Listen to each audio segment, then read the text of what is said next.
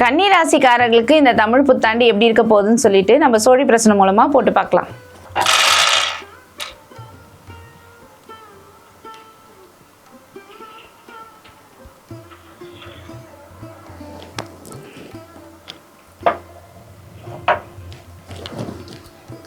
கன்னிராசிக்காரர்கள் பார்த்தீங்கன்னா பொதுவாகவே எல்லாமே ரொம்ப ஜாலி டைப்புன்னு கூட சொல்லலாம். ஸோ கன்னிராசிக்காரர்கள் ரொம்ப ஜாலியாக இருக்கக்கூடியவர்கள்.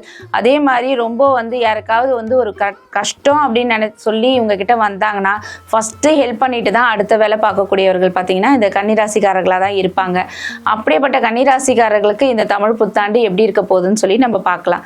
கன்னிராசிக்காரர்களுக்கு இந்த தமிழ் புத்தாண்டு பார்த்தீங்கன்னா அதாவது சனி பகவான் இவங்களுக்கு 7ஆம் பாவத்தில் பெயர்ச்சி அடைஞ்சிருக்காரு. 7ஆம் பாவம்ன்றது பார்த்தீங்கன்னா இவங்களுக்கு ரொம்ப நாளாக கல்யாணம் ஆகாதவங்களுக்குலாம் பார்த்தீங்கன்னா இந்த சனி பெயர்ச்சியில் திருமணம் கைகூடி வரப்போகுதுன்னு கூட சொல்லலாம்.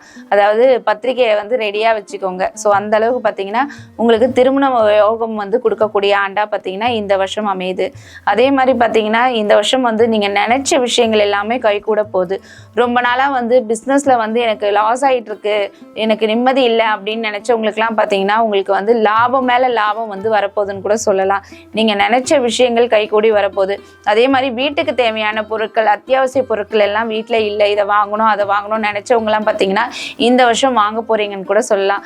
அதே மாதிரி பார்ட்னர்ஷிப்ல ஏதாவது பிசினஸ் பண்ணலாமா அப்படின்னு நினைச்சவங்க எல்லாம் கண்டிப்பா பார்ட்னர்ஷிப்ல ஒரு பிசினஸ் ஸ்டார்ட் பண்ணலாம். தாராளமா அந்த பிசினஸ் பாத்தீங்கன்னா உங்களுக்கு கை கொடுக்கும் ஆண்டா பாத்தீங்கன்னா இந்த வருஷம் அமைய போகுது. அதே மாதிரி பாத்தீங்கன்னா உங்க கூட இருக்கிறவங்களே நிறைய பேர் உங்களுக்கு துரோகியா மாறி இருப்பாங்க.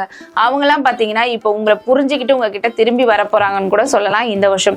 ஏன்னா நிறைய அவமானங்கள் துரோகங்கள் நிறைய பார்த்துட்டீங்க.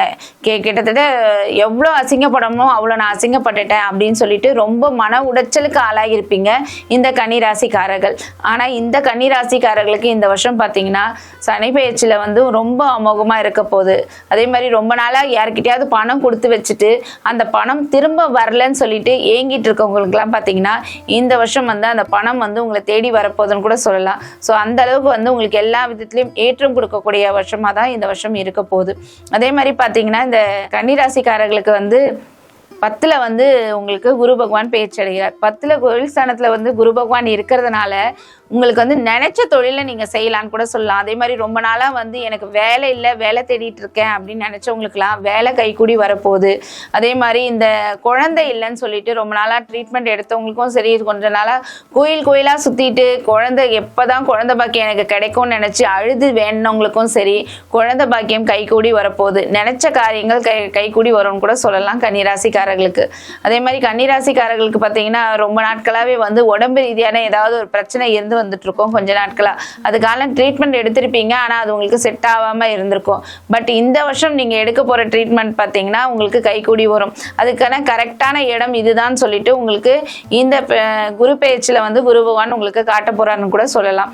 அதே மாதிரி பாத்தீங்கன்னா உங்களுக்கு 6ஆம் பாவத்துல ராகு இருக்கிறதுனால அந்த நோய் எதிரி கடன் சொல்லி சொல்லுவாங்க. அதாவது ரொம்ப நாட்களா இருந்த எதிரிகள், நேர்முக எதிரிகள், மறைமுக எதிரிகள் யாருன்றத ராகு பகவான் உங்களுக்கு காட்ட போறாரு.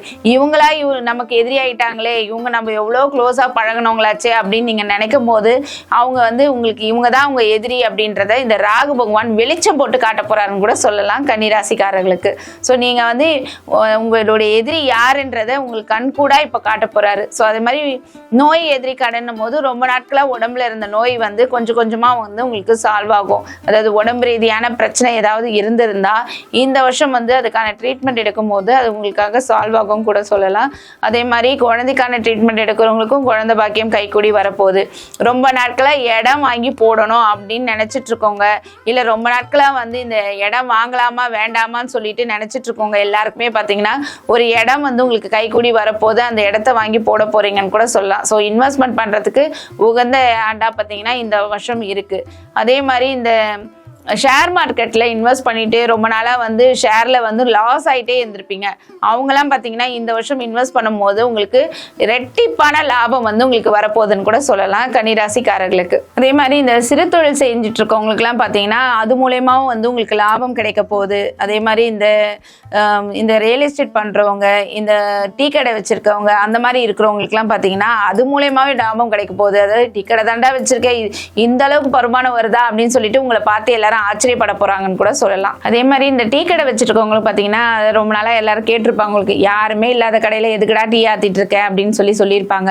பட் ஆனா பாத்தீங்கன்னா இந்த வருஷம் வந்து உங்களுக்கு அந்த டீ கடை மூலமா இவ்வளவு வருமானம் வருதா அப்படின்னு சொல்லிட்டு உங்களுக்கு அந்த வார்த்தையை சொன்னவங்க எல்லாரும் ஆச்சரியப்படக்கூடிய ஆண்டா பாத்தீங்கன்னா இந்த வருஷம் உங்களுக்கு அமையுது. கன்னிராசிக்கான பரிகாரம். கன்னிராசிக்காரர்கள் பாத்தீங்கன்னாவே அவங்க வந்து இந்த பச்சை பயிறு அதை என்ன பண்றீங்கன்னா நைட்டு ஊற வச்சுட்டு காலையில எடுத்துன்னு போயிட்டு குளத்துல இருக்கிற மீன்களுக்கு போடுங்க. அதே மாதிரி ஒரு தேங்காய் வாங்கி வச்சுக்கோங்க. அந்த தேங்காயில வந்து அந்த 3 கண்ணு இருக்கும் பாருங்க, அந்த 3 கண்ணுல ஒரு கண்ணுல வந்து தொலையிட்டுருங்க. இந்த நவதானியம் வாங்கி உங்களுடைய தலையை சுத்தி அந்த நவதானியத்தை என்ன பண்றீங்கன்னா அந்த தேங்காய் உள்ள போட்டுடுங்க. இது வந்து இந்த ராகுகேது பயிற்சியும் சரி, குரு பயிற்சியும் சரி, சனி பயிற்சியும் சரி, உங்களை எந்த விதத்திலையும் வந்து பிரச்சனைக்கு உள்ளாக்காம இருக்கணும்னா நவதானியங்கள்ல அந்த தானியத்துல எல்லாமே இருக்கு. ஸோ அதனால அதை வந்து தலையை சுத்தி போட்டுட்டு நைட்டு ஃபுல்லா உங்க வீட்டு பூஜையில வச்சிருங்க. காலையில எடுத்துன்னு போயிட்டு அந்த 3 சந்து பிரியும் பாருங்க, முக்கோட்டு சந்துன்னு சொல்லுவாங்க, அந்த முக்கோட்டு சந்துல உங்களை தலையை சுத்தி உடைச்சிட்டு வந்துருங்க. உங்களுடைய பிரச்சனைகள் எல்லாமே செதறி போயிடும், நிம்மதி கிடைக்கும்னு கூட சொல்லலாம் இந்த பரிகாரங்கள் பண்ணும்போது.